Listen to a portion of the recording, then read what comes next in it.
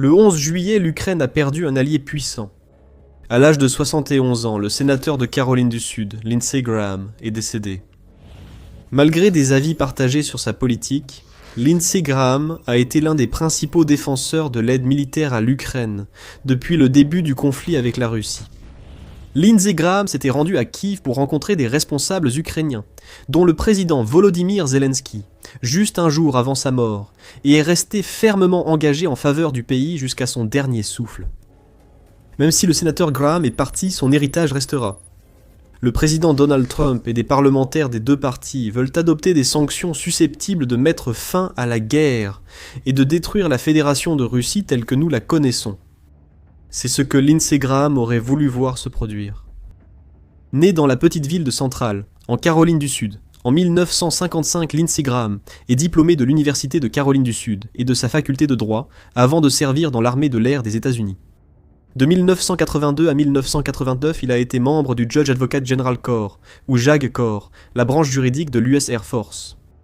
Après avoir quitté l'US Air Force, il a rejoint la Garde nationale aérienne de Caroline du Sud en 1989, sans être déployé ni combattre. Il a tout de même eu un rôle majeur dans l'armée américaine à divers postes juridiques et de conseil.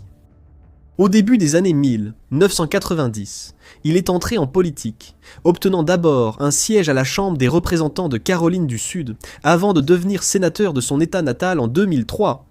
Il occupera ce poste plus de 20 ans jusqu'à sa mort. Vu son passé militaire, il n'était pas étonnant que Graham devienne l'un des plus grands faucons de guerre à Washington à l'époque. À maintes reprises, il a plaidé pour un rôle mondial interventionniste des États-Unis, une augmentation massive du financement militaire et une confrontation directe avec les adversaires de l'Amérique à travers le monde. Il a été l'un des partisans les plus fervents de l'invasion américaine de l'Irak, en 2003 par exemple, et a également soutenu des interventions dans des endroits comme la Libye, la Syrie et l'Iran. Et lorsque la Russie a envahi l'Ukraine en 2022, il n'a pas fallu longtemps à Graham pour clarifier sa position. Quelques jours après le début du conflit, Graham a fait la une avec un tweet du 3 mars, appelant apparemment à l'assassinat de Vladimir Poutine. La seule façon d'y mettre fin, c'est que quelqu'un en Russie élimine ce type. Vous rendrez un grand service à votre pays et au monde entier. En mai 2023, le ministère de l'Intérieur russe a lancé un mandat d'arrêt contre Graham après la diffusion d'une vidéo où il rencontre le président Zelensky et qualifie l'aide militaire américaine à l'Ukraine de la meilleure dépense que nous ayons jamais faite. Dans son style caractéristique, Graham a répondu à l'incident sur un ton de défi, déclarant « Savoir que mon engagement envers l'Ukraine a suscité la colère du régime de Poutine me procure une immense joie. » Au fil des années, Graham a toujours soutenu publiquement une aide accrue à l'Ukraine. Il a voté en faveur de paquets de sanctions, s'est rendu à Kiev à de nombreuses reprises et a appelé à une coopération de défense plus étroite entre Washington et Kiev. Même lorsque beaucoup de ses collègues des républicains ont commencé à changer d'avis sur la guerre entre la Russie et l'Ukraine et ont voté contre toute aide supplémentaire au pays, Graham a maintenu sa position jusqu'au bout. En février 2025, alors qu'il partageait une scène avec Zelensky, le sénateur de Caroline du Sud a désigné le président ukrainien et déclaré « Comment dissuader Poutine ? Vous l'arme jusqu'aux dents car ils vont se battre. Rappelez-moi de ne pas envahir l'Ukraine, d'accord ? Ça finit mal. » Peu après cette déclaration, Graham, s'étant décrit comme un chien qui ne lâche pas son os sur les sujets qui lui tiennent à cœur, a lancé un projet de loi intitulé « Loi sur les sanctions contre la Russie de 2025 ». En collaboration avec le démocrate Richard Blumenthal, le sénateur américain Graham espérait un durcissement des sanctions contre Moscou, jugeant cela comme l'un des moyens les plus efficaces de forcer Poutine à mettre fin à la guerre. Le projet de loi de Graham proposait des droits de douane colossaux de 500% sur les marchandises provenant des pays qui continuent d'acheter des ressources russes, comme le pétrole, le gaz et l'uranium. Plus précisément, il visait directement la Chine et l'Inde, qui représentaient environ 70% du commerce énergétique de la Russie. L'idée était simple. En ciblant les quelques pays qui continuaient d'investir de l'argent en Russie, Graham espérait acculer ces nations et les forcer à faire affaire ailleurs. Cela, à son tour, porterait un coup sérieux à l'économie russe, qui commençait déjà à souffrir à l'époque en raison des nombreuses vagues de sanctions déjà appliquées par les États-Unis et l'Union européenne.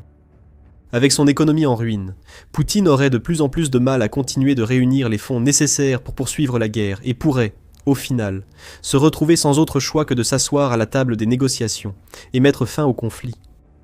En juin, 2025 Graham a fièrement annoncé que son projet de loi était soutenu par des dizaines de parlementaires. J'ai 84 coparrains pour un projet de loi sur des sanctions contre la Russie, une véritable bombe économique visant la Chine, l'Inde et la Russie, en réponse à l'invasion brutale de l'Ukraine par la Russie. Graham a souvent annoncé qu'un vote final était proche, mais les délais ont été sans cesse repoussés, Trump privilégiant d'autres moyens pour finir la guerre, notamment le contact direct et la négociation avec Poutine. Cependant, en janvier de cette année, Graham semblait se rapprocher du succès. Après sa rencontre avec Trump, le sénateur a déclaré que le président avait donné son feu vert à son projet de loi et qu'un vote final aurait bientôt lieu. Malheureusement, il ne vivrait pas assez longtemps pour le voir se réaliser. Sa dernière grande action sur Terre fut encore au service de l'Ukraine. Le 10 juillet, il s'est envolé pour Kiev, où il a visité les installations de production du fabricant ukrainien de drones Skyfall, créateur du Papillon Sun, qui s'est avéré être l'un des drones intercepteurs les plus efficaces dans la lutte pour contrer les essaims incessants lancés par la Russie. Graham a découvert plusieurs systèmes sans pilote de l'entreprise et des technologies en développement lors de sa visite. Il a loué l'entreprise, la décrivant comme très innovante, avec une grande capacité de production, fabriquant des technologies plus avancées que tout autre au monde. Dans l'une de ses dernières déclarations, le sénateur a de nouveau appelé à renforcer la coopération entre les États-Unis et l'Ukraine. Ce serait une grave erreur pour l'Amérique de refuser la collaboration avec l'Ukraine sur les drones. Ils sont prêts à nous aider parce que nous avons été prêts à soutenir l'Ukraine dans ses heures les plus sombres. Sur le champ de bataille, l'information, c'est le pouvoir. Mais une bataille reste invisible. Chaque jour, des courtiers en données collectent, regroupent et vendent vos données personnelles sans votre connaissance ni votre consentement. Notre sponsor du jour, Inconi, vous aide à effacer ces données de centaines de bases de données en seulement quelques clics. Vos données personnelles et familiales, comme adresse et téléphone, pourraient être en ligne sans que vous le sachiez. Cela peut entraîner des appels indésirables, des arnaques et des vols d'identité. C'est dangereux pour vous et votre famille. C'est pourquoi j'utilise Inconi. Inconi trouve automatiquement où vos informations personnelles sont exposées et envoie des demandes de suppression en votre nom. Ils ne peuvent pas vous nuire s'ils ne peuvent pas vous trouver. Et avec le forfait illimité, vous pouvez aller encore plus loin. Collez simplement le lien d'un site exposant vos données, et les experts en confidentialité d'Inconi prendront en charge les suppressions personnalisées. Commencer ne prend que quelques minutes, et après une autorisation unique, Inconi s'occupe du plus gros du travail pour vous. Reprenez le contrôle de votre vie privée dès aujourd'hui. Utilisez notre code spécial pour obtenir 60% de réduction sur n'importe quel abonnement annuel Inconi. Scannez le code QR ou cliquez sur le lien ci-dessous et commencez à supprimer vos informations personnelles du web. Vous savez déjà que l'information, c'est le pouvoir. Utilisez maintenant ce pouvoir pour vous protéger et reprendre le contrôle de votre vie privée avec Inconi. Un soir, la vie de Graham prendrait fin après ce que sa famille a qualifié de maladie brève et soudaine. De nombreux responsables et personnalités ont rapidement présenté leurs condoléances, dont le président du Parlement ukrainien, Ruslan Stepanchuk, qui a exprimé une profonde gratitude pour ses actions en faveur de l'Ukraine, le qualifiant d'ami fidèle du pays, qui a compris et soutenu son combat à chaque étape. Le président Trump a aussi publié un message en ligne qualifiant Graham de l'un des plus grands sénateurs et patriotes américains qu'il ait connus, et disant qu'il manquera beaucoup. Mais les actes parlent plus fort que les mots. Et désireux de faire quelque chose de concret pour honorer la disparition de Graham, les sénateurs américains ont officiellement dévoilé leur version révisée du projet de loi sur les sanctions contre la Russie du défunt sénateur.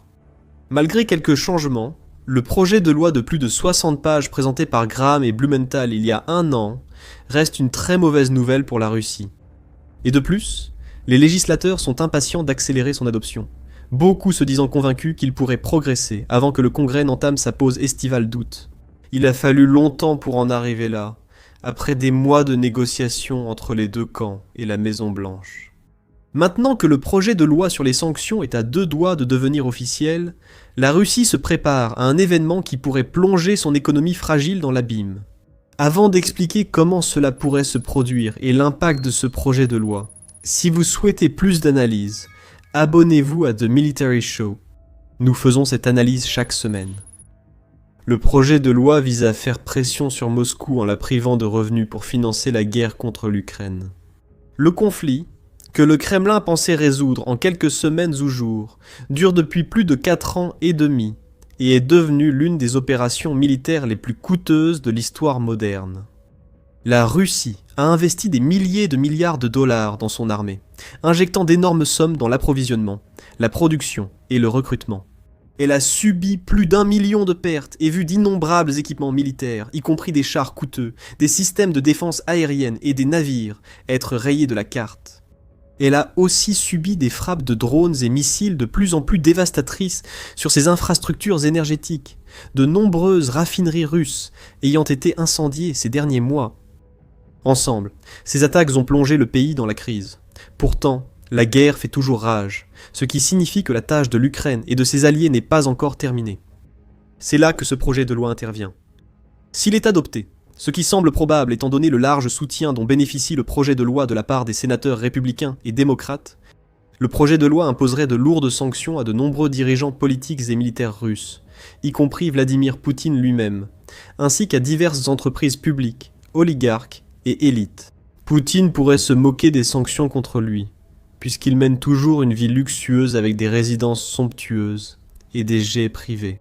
Mais cela a de l'importance lorsque des sanctions sont imposées à ceux qui lui sont proches, les oligarques, les chefs d'entreprise et d'autres personnes fortunées qui voient de plus en plus leurs avoirs gelés et leurs anciennes libertés leur être retirées par le monde occidental. Ces mêmes personnes ont soutenu la guerre de Poutine pendant des années. Même lorsqu'il est devenu évident que le conflit durerait bien plus longtemps que prévu et coûterait bien plus d'argent, de main-d'œuvre et de matériel que quiconque aurait pu l'imaginer, Poutine a continué de bénéficier d'un cercle de soutien solide. Mais à mesure que les sanctions frappent ce cercle, des fissures apparaissent, des chercheurs indépendants détectant un fossé croissant parmi l'élite russe, certains poussant Poutine à reconnaître l'impasse de la guerre et à agir pour y mettre fin. D'autres sanctions financières visant ces mêmes individus et entités ne manqueront pas d'alimenter davantage l'incendie politique qui se propage rapidement dans les couloirs du Kremlin, à l'heure où nous parlons. Mais l'impact de ce projet de loi ne s'arrête pas là. Ce n'est qu'un début, car la loi sur les sanctions imposerait aussi toute une série de sanctions supplémentaires contre les projets énergétiques et les institutions financières russes. Et, peut-être plus important encore, sa soi-disant flotte fantôme, ce réseau clandestin de pétroliers et de cargos que la Russie utilise pour continuer à exporter du pétrole, du carburant et du matériel militaire à travers les mers du monde. La flotte fantôme s'est révélée être un moyen très efficace pour Moscou de contourner les régimes de sanctions existants et de continuer à faire entrer des revenus dans le pays. Elle emploie de nombreuses tactiques trompeuses, comme acheter des navires et les faire passer par des montages complexes de sociétés écrans anonymes, en les enregistrant dans des pays à faible surveillance maritime, et en changeant souvent leurs noms et informations d'enregistrement pour éviter les traces administratives. Au fil du temps, le monde a compris les tactiques de Moscou et mis au point des moyens plus efficaces pour repérer, suivre et sanctionner ces navires fantômes. Les sanctions du projet de loi compliqueront davantage le maintien de la flotte fantôme, limitant encore les ressources que la Russie peut vendre et l'argent obtenu par cette méthode illicite. Mais la partie la plus importante du projet de loi ne concerne pas du tout la Russie. Elle vise plutôt les pays qui continuent à faire des affaires avec elle. C'était toujours l'essentiel pour le sénateur Graham. Si les États-Unis pouvaient dissuader des pays comme la Chine et l'Inde de commercer avec la Russie, ses principales sources de revenus disparaîtraient rapidement. Comme indiqué précédemment, Graham voulait à l'origine imposer des droits de douane de 500% à ces nations, mais de telles mesures extrêmes avaient peu de chances d'obtenir l'approbation du Congrès. Le projet de loi a été modifié, fixant les droits de douane à un niveau plus raisonnable mais toujours élevé de 100%. Ce droit de douane concernera les 5 principaux acheteurs de pétrole brut et de gaz naturel russe. D'autres, en revanche, qui achètent des quantités moindres, pourront probablement bénéficier d'exemptions, à condition de pouvoir démontrer qu'ils prennent des mesures significatives pour réduire ces importations. La Chine et l'Inde sont les plus gros acheteurs de la liste, et toutes deux seront fortement impactées par ce projet de loi. Cela pourrait entraîner d'énormes frictions commerciales entre les deux nations et les États-Unis, et ni Pékin ni New Delhi n'en seront satisfaits. Mais finalement, les deux pays pourraient céder sous la pression. Les États-Unis restent le premier marché d'exportation de l'Inde. Malgré leurs tensions politiques, la Chine et les États-Unis échangent encore chaque année des centaines de milliards de dollars en biens et services. Aucun de ces pays, ne veut voir sa relation commerciale avec l'Amérique se détériorer à l'excès. Il pourrait donc vite juger qu'il est temps de quitter le marché russe et de chercher d'autres sources de pétrole et de gaz.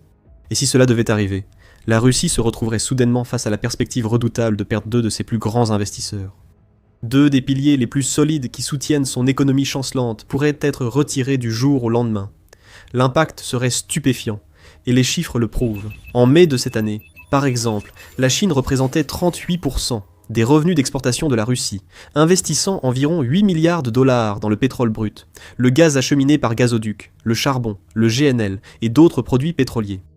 En juin, l'Inde a importé un volume record de pétrole brut russe, en hausse de 34% par rapport au mois précédent, dépensant 6,3 milliards de dollars en combustible fossile russe, dont 5,15 milliards pour le pétrole brut. Si ces deux pays cessaient d'acheter de l'énergie russe ou réduisaient fortement leurs investissements, des milliards de dollars n'iraient plus à l'économie du Kremlin. Avec les dépenses de guerre de Poutine hors de contrôle et la hausse des coûts, un tel impact pourrait être une véritable condamnation à mort pour la machine de guerre russe. Comme l'a déclaré un assistant du Sénat à CNN, la grande majorité des revenus de la Russie, en particulier ceux utilisés pour sa guerre d'agression en Ukraine, provient de ses exportations de pétrole et de gaz russes. C'est pourquoi le projet de loi a été soigneusement conçu pour se concentrer précisément sur cet aspect de l'économie russe. Et le mieux, c'est que les sanctions seraient appliquées presque immédiatement. Elles ne dépendraient ni de pourparlers de paix, ni d'autres facteurs. Poutine n'aurait aucun moyen d'échapper à ce dilemme. Selon les détails exposés dans le projet de loi lui-même, des sanctions devraient être mises en place contre Poutine, son secteur énergétique, ses institutions financières et sa flotte fantôme dans les 30 jours suivant l'adoption du projet de loi. Il ne reste plus qu'à voter.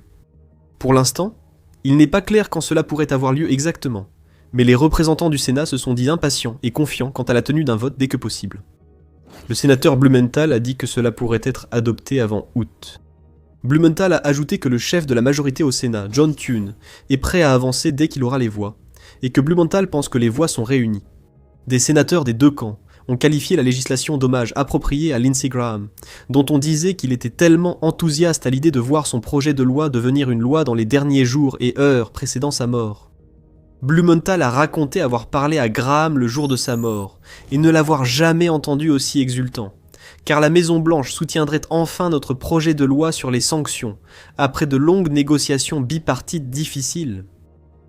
La sénatrice Kathy Britt a repris les propos de Blumenthal, soulignant que Graham considérait cela comme le plus important de sa longue carrière.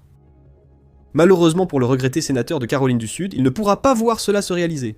Mais il n'y aurait pas de meilleure façon pour ses collègues encore en vie d'honorer son héritage et de apposer un saut final et décisif à son combat politique personnel contre la Russie que d'approuver enfin son projet de loi. Et les États-Unis ne sont pas la seule nation à prendre des mesures importantes pour mettre fin à la guerre entre la Russie et l'Ukraine. Regardez cette vidéo pour découvrir comment l'Allemagne et la France ont uni leurs forces pour lancer l'un des plus grands programmes de soutien au monde.